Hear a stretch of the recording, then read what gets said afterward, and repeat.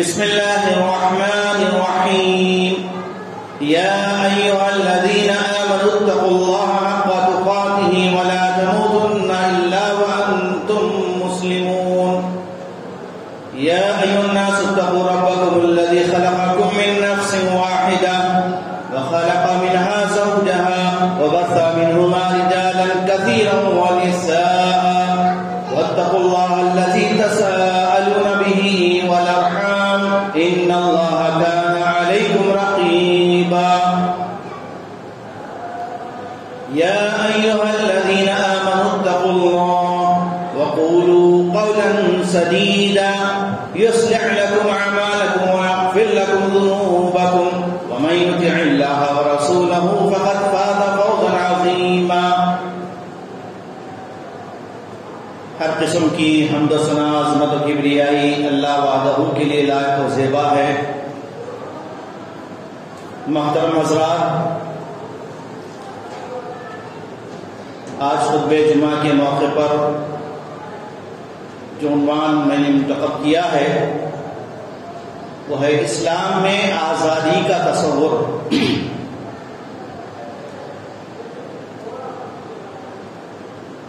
آزادی کسے کہتے ہیں؟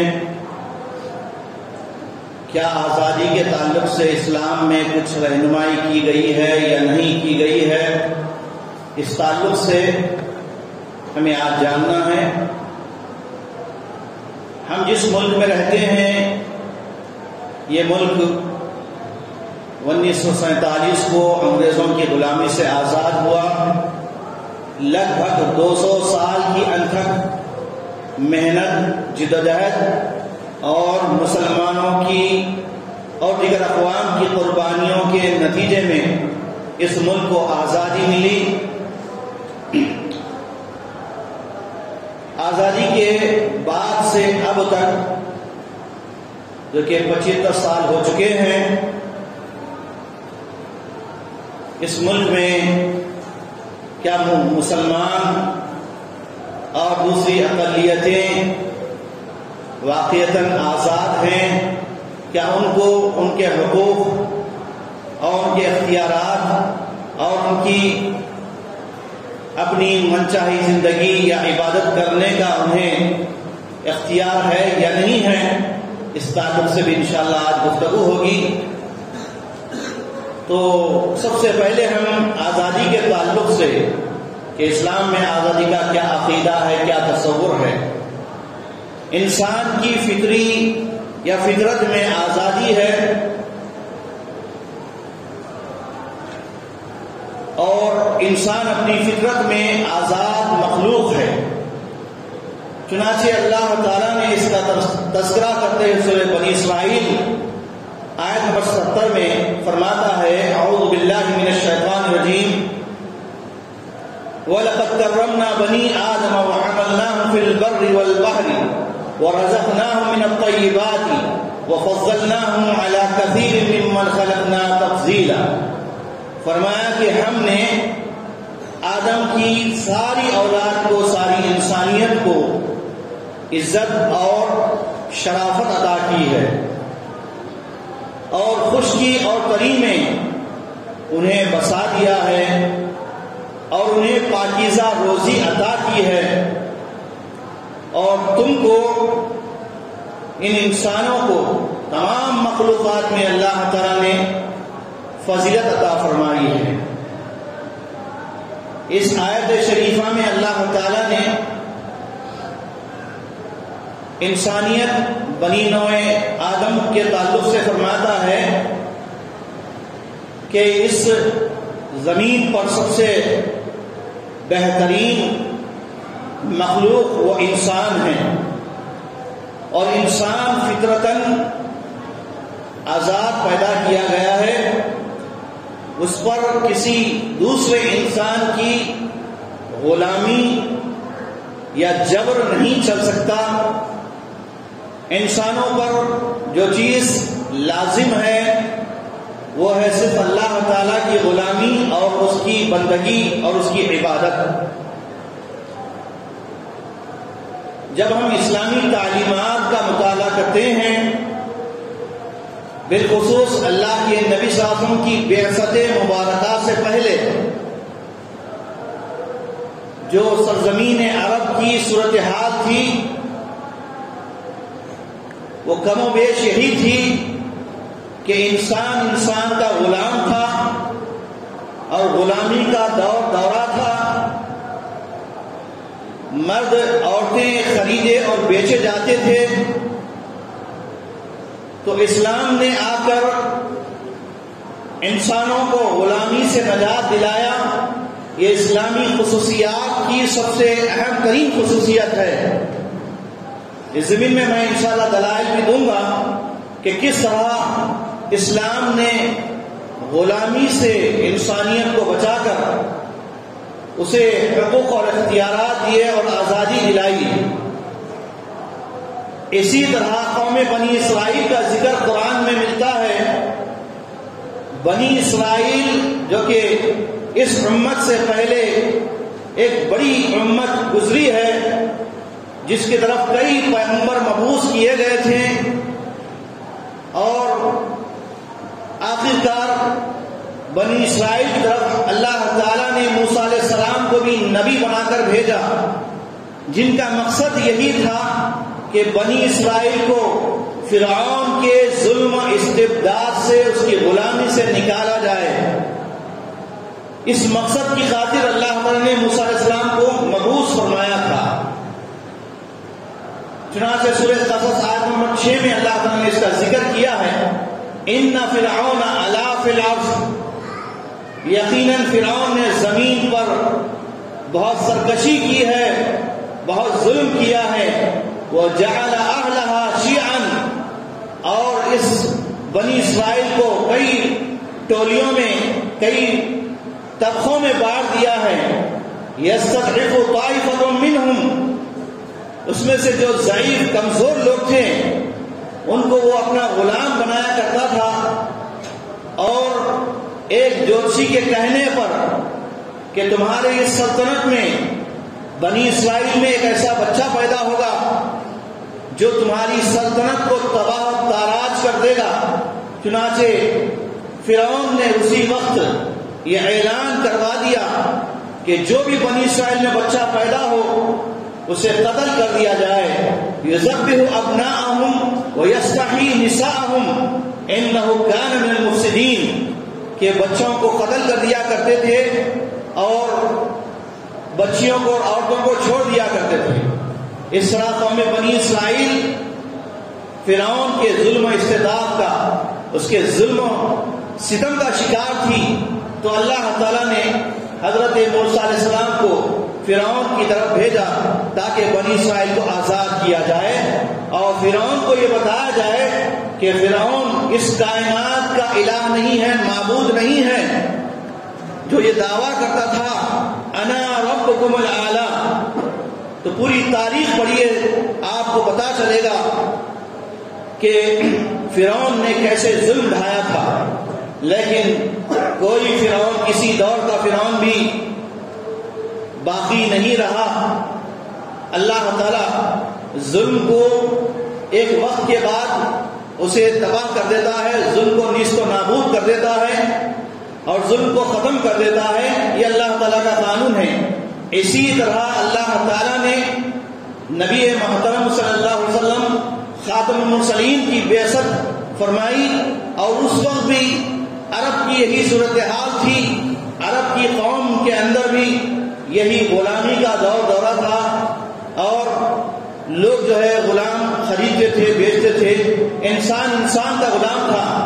تو اللہ کے نبی صلی اللہ علیہ وسلم کی بعثت کے مقاصد میں ایک اہم ترین مقصد یہی رہا ہے. قرآن کریم کی بہت ساری آیات میں آزادی اور غلامی کا تذکرہ ملتا ہے. مختلف مواقع پر اس کا ذکر کیا گیا ہے. جیسے شادی کے موقع پر اللہ تعالیٰ نے نبی صلی اللہ علیہ وسلم کے ذریعے سے پوری امت کو یہ حکم دیا وَأَنكِحُوا الْأَيَامَ مِنكُمْ وَالصَّالِحِينَ مِنْ عِبَادِكُمْ وَإِمَائِكُمْ، کہ تم میں سے جو بے جوڑ ہیں، ان میرڈ ہیں، ان کے نکاح کر دو، اور جو تمہارے غلاموں میں سے اور تمہاری باندیوں میں سے جو نیک اور صالح ہیں ان کے نکاح کر دو۔ اسی طرح جہاں زکوٰۃ کا ذکر ملتا ہے اس میں بھی اس کا ذکر کیا گیا ہے۔ انما الصدقات للفقراء والمساکین، یہ سورہ توبہ کی آیت نمبر 60 ہے، جس میں اللہ تعالیٰ نے پھر رقاب کا بھی لفظ ذکر کیا ہے، یعنی لوگوں کو غلامی سے آزاد کرانے میں زکوٰۃ استعمال کی جا سکتی ہے۔ زکوٰۃ کے جو 8 مدات ہیں، یعنی 8 سیکشن میں زکوٰۃ کے مال کو استعمال کیا جا سکتا ہے، اس میں سے ایک پھر رقاب یعنی غلاموں کو آزاد کرانا، لوگوں کی گردنیں چھڑانے میں۔ تو آج تو غلامی کا دور نہیں رہا، البتہ بعض ایسے لوگ، بعض ایسے مسلمان جو ناحق ستائے گئے اور جیل کی سلاخوں کے پیچھے ڈال دیے گئے، آج بھی وہ جو ہے غلامی کی زندگی، غلامی سے بدتر زندگی گزار رہے ہیں۔ تو ان کے لیے بھی یہ چیز ہمیں بتائی گئی ہے کہ ان کو غلامی سے آزاد کرانا، ان کی گردنوں کو چھڑانے کا کام بھی جو ہے اس کے لیے بھی پیسہ استعمال کیا جا سکتا ہے زکوٰۃ کا۔ اسی طرح گناہوں کے کفارے کے ضمن میں بھی اللہ تعالیٰ نے فرمایا کہ اگر کسی مسلمان نے کسی مسلمان کو عمدن قتل کر دیا تو اس کی سزا جہنم ہے۔ جان بوجھ کر کسی جان کو قتل کرنا یہ اسلام میں حرام ہے۔ ہاں، اگر غلطی سے قتل خطا ہوئی ہے تو ایسے موقع پر بھی اسلام نے کفارے کے طور پر ایک غلام آزاد کرنے کا حکم دیا۔ اور آگے بڑھیے، قسم اور زہار میں بھی کفارے کے طور پر اگر کسی نے کوئی قسم کھا لی تھی، قسم اس نے توڑ دی ہے، یا پھر کسی شخص نے اپنی بیوی سے یہ کہہ دیا کہ تو مجھ پر میری ماں کی پیٹھ کے جیسی ہے، زمانے جاہلیت میں اس کو بھی طلاق سمجھا جاتا تھا، جسے زہار کہا جاتا ہے۔ زہار کا کفارہ بھی تحریر الرقبہ ہے، یعنی غلام کو آزاد کرانے کے بعد ہی آدمی جو ہے اس کا گناہ معاف ہو سکتا ہے۔ اسی طرح شخصی آزادی کے لیے بھی اسلام نے ہمیں یہ تاکید کی ہے کہ کسی آدمی کو غلام بنا کر نہ رکھا جائے۔ ایک واقعہ ہمیں ملتا ہے حضرت بریرہ رضی اللہ عنہ کا، جو کہ باندی تھی۔ اس نے اللہ کے نبی صاحب کے پاس آ کر شکایت کی کہ میں اپنے شوہر کے ساتھ نہیں رہ سکتی، زندگی نہیں گزار سکتی، آپ مجھے اس سے طلاق دلوا دیجیے۔ تو اللہ کے نبی صاحب نے اس باندی سے کیا کہا کہ تم رجوع کر لو۔ تو باندی نے یہ اللہ کے نبی سے سوال پوچھا، یہ آپ کا حکم ہے یا مشورہ ہے؟ اللہ کے نبی صاحب نے فرمایا کہ یہ میرا مشورہ ہے۔ تو باندی نے کیا جواب دیا؟ تب تو میں آزاد ہوں، یعنی مجھے اختیار ہے، آپ بھی مجھ پر جبر نہیں کر سکتے۔ اس واقعے سے بھی پتہ چلتا ہے کہ اسلام نے کسی کو غلام بنا کر رکھنے اور کسی کو باندی بنا کر رکھنے کی اجازت نہیں دی ہے۔ اور یہ تو دور نبوت کی مثالیں ہیں۔ اس کے بعد خلفائے راشدین کے دور میں ہم آتے ہیں۔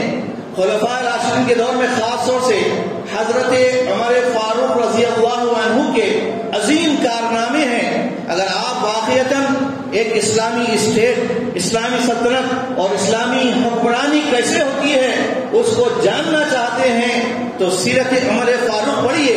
اس کے لیے علامہ شبلی نعمانی کی ایک کتاب ہے الفاروق، آپ اس کتاب کو پڑھنے کے بعد اندازہ لگا سکتے ہیں کہ ہمارے مسلم حکمران کیسے تھے۔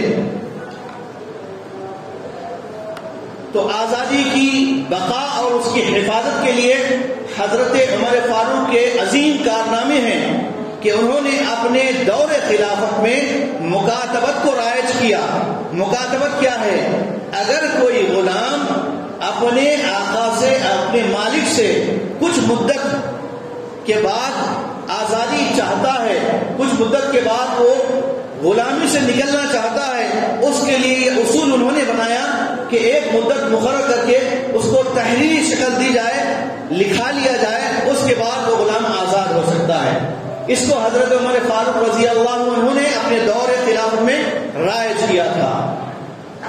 اسی طرح انہی کے دور کا ایک واقعہ ہے، فاتح مصر کو فتح کرنے والے عمرو بن العاص رضی اللہ عنہ، ان کے ایک لڑکے نے ایک مصری کو، مصر کے رہنے والے ایک مصری کو ناحق مارا تھا، اور اس شخص نے حضرت عمر فاروق رضی اللہ عنہ سے شکایت کی، تو حضرت عمر فاروق رضی اللہ عنہ نے اسی وقت عمرو بن العاص کو خط لکھا کہ آپ اپنے بیٹے کو لے کر فوری ہمارے دربار میں حاضر ہو جائیں۔ چنانچہ وہاں آنے کے بعد حضرت عمر فاروق رضی اللہ عنہ نے ایک درہ دیا، ایک کوڑا دیا، کسے؟ اس مصری نوجوان کو، اور کہا کہ تم اپنا بدلہ لے لو۔ چنانچہ اس مصری نے حضرت عمرو بن العاص جو مصر کے فاتح ہیں ان کے بیٹے کو اتنے درے لگائے جتنا کہ اس نے ان کو مارا تھا۔ تو یہ تھا انصاف دور خلافت میں۔ اور اس کے بعد کہا کہ کسی کو اختیار نہیں، حضرت عمر فاروق رضی اللہ عنہ کا وہ جملہ تاریخ میں سنہرے الفاظ سے لکھا گیا، تاریخ میں سنہرے الفاظ سے لکھے جانے کے لائق ہے۔ انہوں نے کہا کہ متى استعبدت الناس، کہ کب سے تم نے لوگوں کو اپنا غلام بنا لیا، وقد ولدتهم امهاتهم احرارا، جبکہ ان کی ماؤں نے انہیں آزاد جنا تھا، تم انہیں غلام بنانے والے کون ہوتے ہو؟ یہ تھا حضرت عمر فاروق رضی اللہ عنہ کا وہ انصاف، وہ آزادی کا پروانہ جو اپنے دور خلافت میں دیا تھا۔ محترم حاضرین، اگر ہم اسلام میں آزادی کے تعلق سے معلوم کریں تو اتنی مثالیں ملتی ہے کہ اگر صحیح معنی میں ہم اس کو پڑھیں سمجھیں تو آزادی کا کانسیپٹ ہمارے سامنے آتا ہے۔ اسی طرح اجتماعی آزادی اور اسلام کے تعلق سے اور وطن سے محبت کے تعلق سے بھی شریعت نے ہماری رہنمائی کی ہے۔ اللہ کے نبی صلی اللہ علیہ وسلم کی بعثت کے مقاصد میں ایک مقصد یہ بھی تھا، وَيَضَعُ عَنْهُمْ إِصْرَهُمْ وَالْأَغْلَالَ الَّتِي كَانَتْ عَلَيْهِمْ، سورہ اعراف آیت نمبر 157، کہا کہ اللہ کے نبی صلی اللہ علیہ وسلم کو اس لیے مبعوث کیا گیا، اس لیے بھیجا گیا تاکہ جو برسہ برس سے لوگ غلامی کی زندگی گزار رہے تھے، مالکوں نے اور آقاؤں نے اپنے غلاموں کے ساتھ کیسے ظلم کیا تھا، اس کی تاریخ آپ کو یاد ہے۔ حضرت سمیہ اسلام کی راہ میں شہید ہونے والی سب سے پہلی مسلم خاتون، حضرت یاسر، ایسے لوگ تھے یہ جو برسہ برس سے غلامی کی زندگی گزار رہے تھے، اور اللہ کے نبی صلی اللہ علیہ وسلم صرف یہی کہہ سکتے تھے کہ ہے کوئی اللہ کا بندہ جو ان لوگوں کو غلامی سے آزاد کروائے۔ چنانچہ حضرت ابو بکر صدیق رضی اللہ عنہ نے اپنا پیسہ لگا کر، اپنا پیسہ دے کر انہیں آزاد کروایا۔ ایسی بیسیوں مثالیں ہمیں اللہ کے نبی صلی اللہ علیہ وسلم کے دور میں ملتی ہے کہ غلامی سے کیسے آزاد کروایا تھا۔ اسی طرح اگر ہم اسلام کی دعوت و تبلیغ کی راہ میں ہمارے اسلاف کے مجاہدین اور داعیان کی تاریخ کا مطالعہ کریں تو ایک بہت ہی ایمان افروز واقعہ ہمیں ملتا ہے حضرت ربیع بن عامر رضی اللہ عنہ کا۔ یہ جو ہے دعوت و تبلیغ کے پیغام کو لے کر، توحید کی دعوت کو لے کر ایران کے سپہ سالار رستم کے دربار میں پہنچے۔ رستم کے کئی سوالات تھے، اس نے کئی سوالات کیے۔ اس کے بعد حضرت ربیع بن عامر رضی اللہ عنہ نے سپہ سالار رستم کو یہ جواب دیا، کہا کہ اللہ ابتعثنا لنخرج من شاء من عبادت العباد الى عبادت اللہ وحدہ ومن ضیق الدنیا الى سعتها ومن جور الادیان الى عدل الاسلام۔ کیا کہا کہ اللہ تعالیٰ نے ہم کو بھیجا ہے یہاں، یعنی ہم جو ہے انسانوں تک پہنچ کر اللہ کی توحید کو پہنچائیں. کہاں مکہ، کہاں مدینہ اور کہاں ایران، کیسے اس زمانے میں دعوت و تبلیغ کے لیے، اسلام کی توحید کے لیے ہمارے اسلاف قربانیاں دیا کرتے تھے، سفر کیا کرتے تھے. کہا کہ اللہ تعالیٰ نے ہم کو بھیجا ہے تاکہ ہم نکالیں. کس کو نکالیں؟ انسانوں کو، بندوں کو، بندوں کی غلامی سے اور ان کی عبادت سے نکالیں.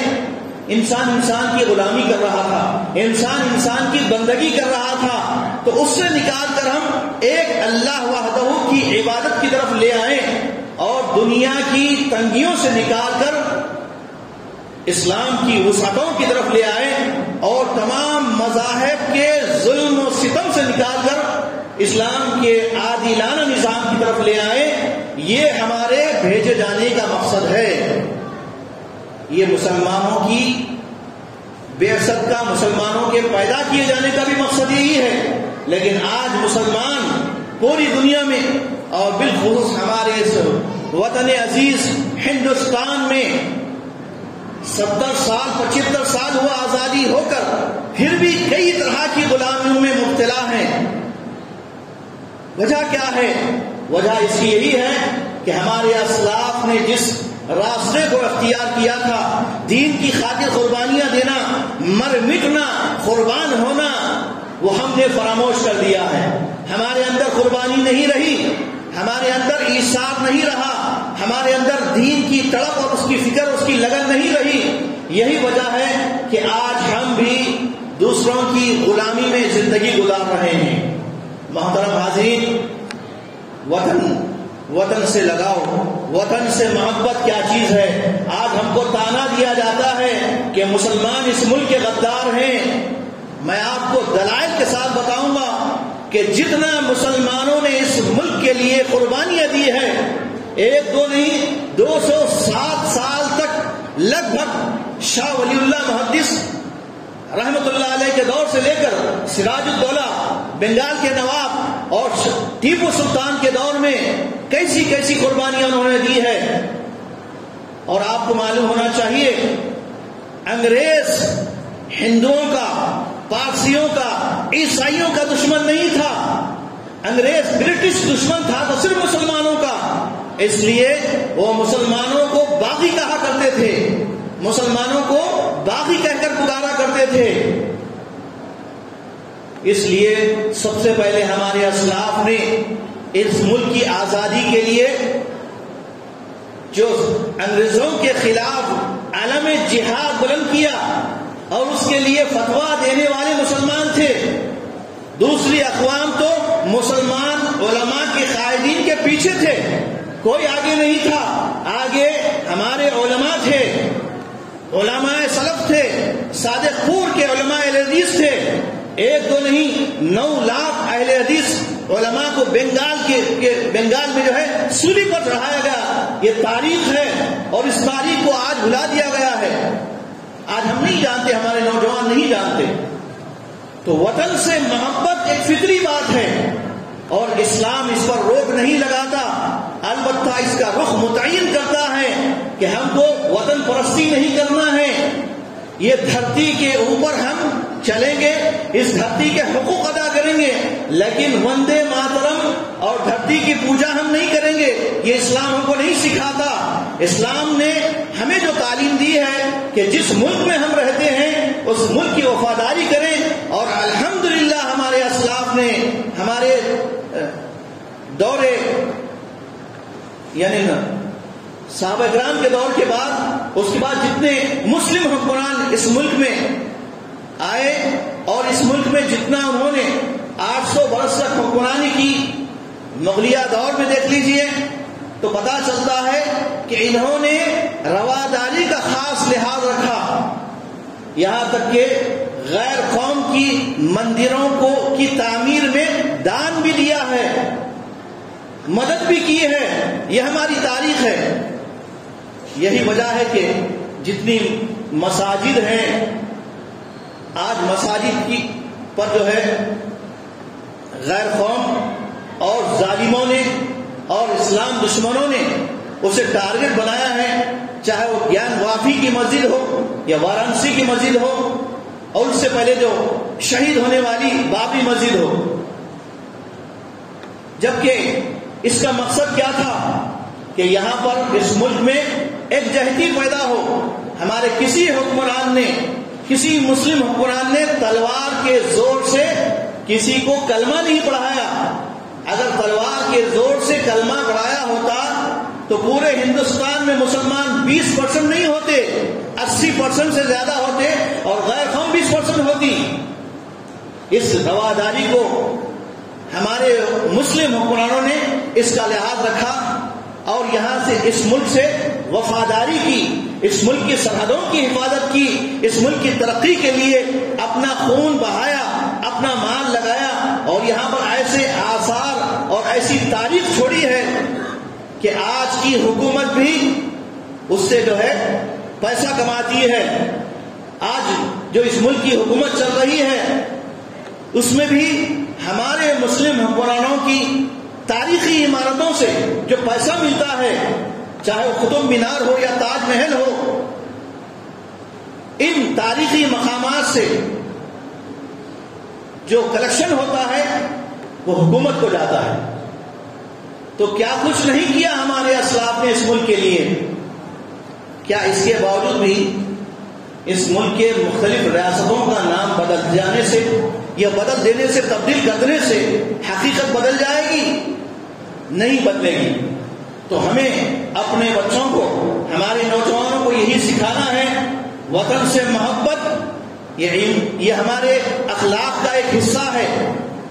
خود اللہ کے نبی صلی اللہ علیہ وسلم کی زندگی کا آپ مطالعہ کیجئے. اللہ کے نبی صلی اللہ علیہ وسلم جس ملک میں رہتے تھے اس ملک سے، اس وطن سے کتنی محبت تھی. آپ نے مثال دیتے ہوئے فرمایا کہ جب مکے والوں نے، ملک والوں نے، آپ کے ہم وطنوں نے آپ پر ظلم ڈھائے، اتنا ستایا کہ اب آپ کو ہجرت کے سوا، وطن چھوڑنے کے سوا کوئی راستہ نہیں تھا. ایسے موقع پر آپ سرزمین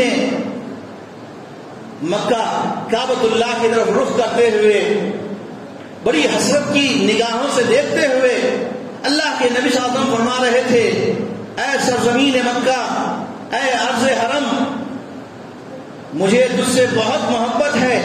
اگر تیرے مکین اور یہاں کے اہل وطن مجھے نہیں نکالتے تو میں ہرگز اس وطن کو چھوڑ کر نہیں جاتا. یہ اللہ کے نبی صلی اللہ علیہ وسلم کی مثال سے ہم سمجھ سکتے ہیں کہ اللہ کے نبی صلی اللہ علیہ وسلم نے ہم کو حب الوطنی سکھائی ہے. دنیا کے جس مقام پر بھی مسلمان رہے گا، جس ملک میں بھی رہے گا، اس ملک سے وفاداری کرے گا، اس ملک سے محبت کرے گا. اس ملک میں پیدا ہوا ہے اور اسی ملک کی خاک میں دفن ہوگا. یہ اس کا عملی ثبوت ہے. محترم حاضرین، وطن کی محبت، ملک اور باشندگان ملک کی خیر خواہی اور اس کے مفادات کا تحفظ اور اس کے استحکام کی فکر اور حقوق کی حفاظت کے لیے جو محنتیں کی جاتی ہے، یہ اس بات کا ثبوت ہے کہ مسلمانوں کو اس ملک سے محبت ہے، لگاؤ ہے. اب رہے کون اس ملک کے غدار، یہ بھی سن لیجئے. جب آزادی کی لہر چل رہی تھی، تحریک آزادی میں مسلمانوں کے ساتھ دوسری تمام اقوام نے حصہ لیا، لیکن یہ حقیقت ہے کہ جتنی قربانیاں علماء نے اور مسلمانوں نے دی ہے اس کا ایک عشر عشیر بھی نہیں ہو سکتا. اس کے لیے میں پیش کروں گا جواہر لال نہرو کا وہ جملہ جو جواہر لال نہرو نے کہا تھا کہ اگر اس ملک کی قربانیوں کو، اس ملک میں کی جانے والی پوری اقوام کی، پوری قوموں کی قربانی کو ترازو کے ایک پلڑے میں رکھ دیا جائے اور ترازو کے دوسرے پلڑے میں علماء صادق پور، آپ نے نام سنا ہوگا، میرے خیال سے بوڑھے حضرات کو معلوم ہوگا. صادق پور کا علاقہ پٹنہ میں ہے. ہم نے اس مقام کا باضابطہ معائنہ کیا، مشاہدہ کیا اور دیکھا کہ وہاں پہ آج بھی ان کے آثار موجود ہے. جس طرح آج بلڈوزر کی حکومت چل رہی ہے، اس وقت بھی پٹنہ میں صادق پور میں عید کا دن تھا، عید کے دن مسلمانوں کے گھروں کو بلڈوزروں سے تہس نہس کر دیا گیا تھا، مسلمانوں کی بستی کو، پوری پٹنہ کا علاقہ، صادق پور کا علاقہ، جبکہ صادق پور کے علماء نے 200 برس تک محنت کی ہے۔ تو جواہر لال نہرو نے کیا کہا کہ پورے ہندوستان کی اقوام کی قربانیوں کو ترازو کے ایک پلڑے میں رکھ دیا جائے اور ترازو کے دوسرے پلڑے میں علماء صادق پور کی قربانیاں رکھی جائے تو وہ پلڑا بھاری ہو جائے گا جس میں علماء صادق پور کی قربانیاں ہیں۔ اس سے معلوم ہمیں یہ ہوتا ہے کہ اپنوں کے علاوہ غیروں نے بھی ہماری قربانیوں کو، ہماری ایثار کو سراہا ہے اور اسے اہمیت دی ہے۔ تو محترم حاضرین، جان، مال اور ایمان کی حفاظت یہ اصل چیز ہے۔ اس لیے اللہ کے نبی صلی اللہ علیہ وسلم نے فرمایا من قتل دون مالی فہو شہید، جو کوئی بھی شخص، جو کوئی بھی مسلمان اپنے مال، اپنی عزت آبرو اور اپنے ایمان کے تحفظ کے راہ میں قتل کیا جاتا ہے فہو شہید، وہ بھی شہید کہلاتا ہے۔ تو کتنے شہیدوں نے قربانی دی ہے، کتنی شہادتیں گزری ہے ہندوستان کو آزاد کرانے میں، اور آج ہم سے کہا جا رہا ہے، آج ہم سے کہا جا رہا ہے کہ مسلمان اس ملک کے وفادار نہیں، غدار ہیں، یہ ISI کے ایجنٹ ہیں، یہ دہشت گرد ہیں۔ کیا یہ سچ ہے؟ تو اس کا ہمیں جواب دینا ہوگا۔ کیسے دیں گے ہم؟ جس طرح ہمارے اسلاف نے اس ملک کو سینچا ہے، اپنے خون سے، پسینے سے محنت کی ہے، آج 75 سال ہو چکے ہیں، ہمارے بچے کو، ہمارے نوجوانوں کو وہ تاریخ یاد دلائیں، وہ قربانیاں بتائیں کہ کیسی محنتیں کی تھی انہوں نے۔ صرف قربانی کے لیے علم جہاد بلند نہیں کیا، بلکہ ہمارے علماء نے اس ملک میں جو کہ باطل ادیان اور باطل نظریات اتنے پھیل چکے تھے کہ خود مسلمان کو معلوم نہیں تھا کہ عقیدہ کیا ہے، دین کیا ہے، اخلاق کیا ہے، نماز کیا ہے، تو ہمارے علماء کرام نے اس کے لیے باضابطہ کتابیں لکھی، اس کے لیے باضابطہ وعظ و نصیحتیں کی، تقاریر کی۔ الغرض یہاں پر دعوت و تبلیغ کا بھی فریضہ انجام دیا، مسلمانوں کے عقائد کی بھی اصلاح کی۔ غرض اسلام ہر حال میں ظلم کے خاتمے کے لیے، حصول آزادی کے لیے لڑنے پر ابھارتا ہے۔ اب آئیے آخر میں یہ بات ہم ذہن نشین کر لیں کہ ہم صرف اللہ کے غلام ہیں، اللہ کے بندے ہیں، ہم کو اسی کی بندگی کرنا ہے، نہ نفس کی بندگی کرنا ہے، نہ حکومت کی بندگی کرنا ہے، نہ کسی بڑی شخصیت کی بندگی کرنا ہے، حتیٰ کہ اللہ کے نبی کی بھی بندگی ہم کو نہیں کرنا ہے، کیونکہ اللہ کے نبی صلی اللہ علیہ وسلم نے کیا فرمایا؟ اللہ کے نبی صلی اللہ علیہ وسلم نے اللہ کی بندگی کا حکم دیا اور فرمایا کہ تم میری اطاعت کرو، بندگی اللہ کی کرو۔ جو اللہ کے نبی کی اطاعت کرے گا اور نبی کے نقش قدم پر چلے گا، وہ گویا اللہ کی اطاعت کرنے والا، اللہ کا غلام اور اللہ کا بندہ ہے۔ تو آج سامراجیت اور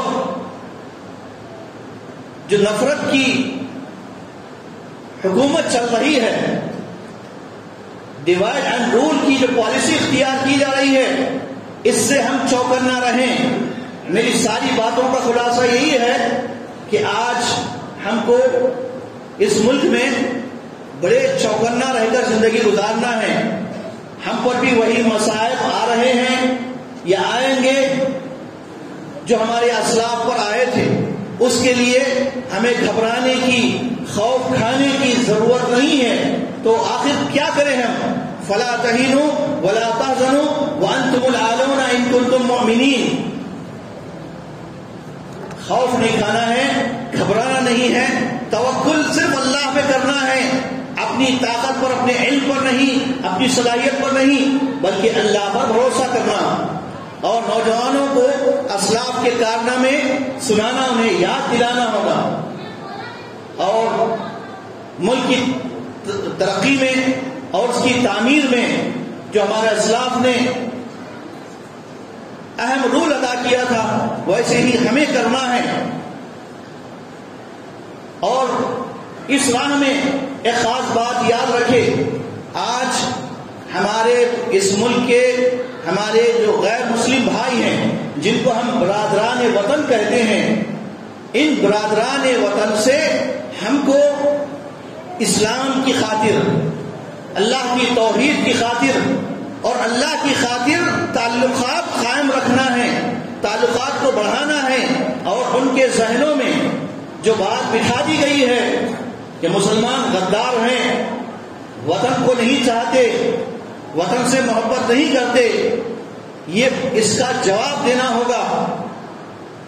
اس کے لیے ہم ان تک پہنچ کر ہمارے اسلاف کی قربانیوں کا ان کے سامنے ذکر چھیڑیں اور ان کو بتائیں کہ ٹیپو سلطان نے کیسے قربانی دی تھی، شاہ ولی اللہ محدث نے، شاہ اور عنایت علی اور ولایت علی نے جو صادق پور میں قربانیاں دی ہیں، اس کے بعد پھر ہمارے اس ملک کے جو پہلے وزیر تعلیم ہیں مولانا ابوالکلام آزاد، ان کی بھی ایک تاریخ ہے قربانیوں کی۔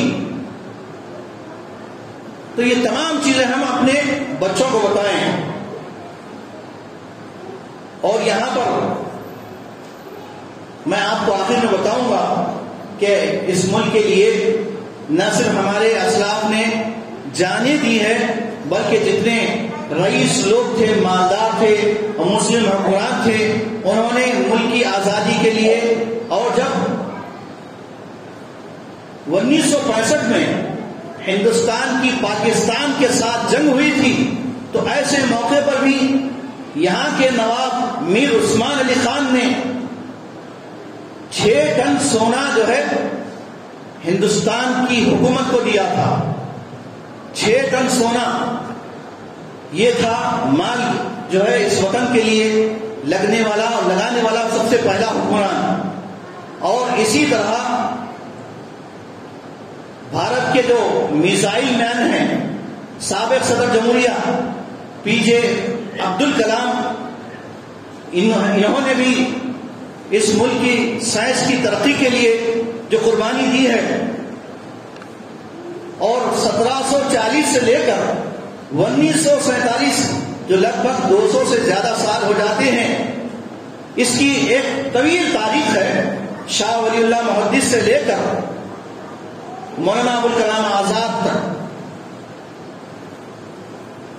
یہ پوری تاریخ جو ہے آپ کو ہمارے علماء کرام کی کتابوں میں ملے گی، ان کتابوں کا مطالعہ کریں اور اس سے واقفیت حاصل کریں، اپنے نوجوانوں کو، اپنے بچوں کو اس ملک کی آزادی کی تاریخ بتائیں، تب جو ہے انشاءاللہ ملک میں ہمارے لیے سانس لینا آسان ہوگا، ہمارے لیے راہیں ہموار ہوگی۔ لیکن ہمارے مسلمانوں کی اکثریت اس سے ناواقف ہونے کے نتیجے میں جگہ جگہ جو ستائے جا رہے ہیں، جو ان کے ظلم و ستم کا جواب نہیں دے پا رہے ہیں، اس کی وجہ یہی ہے کہ وہ تاریخ کو نہیں جانتے۔ تو میں اپنی بات ختم کرنے سے پہلے یہی آپ سے گزارش کروں گا کہ الحمدللہ اس ملک کے لیے سب مل کر جس طرح کوشش کی ہے، ویسے ہی آج وہ وقت آ گیا ہے کہ اس ملک کو جو ہے نفرتوں کی سیاست کے ذریعے سے ہندو مسلم میں تقسیم کیا جا رہا ہے، اور خود مسلمانوں کے اندر مسلکوں کی بنیاد پر، جماعتوں کی بنیاد پر مسلمانوں کی طاقت کو کمزور کیا جا رہا ہے۔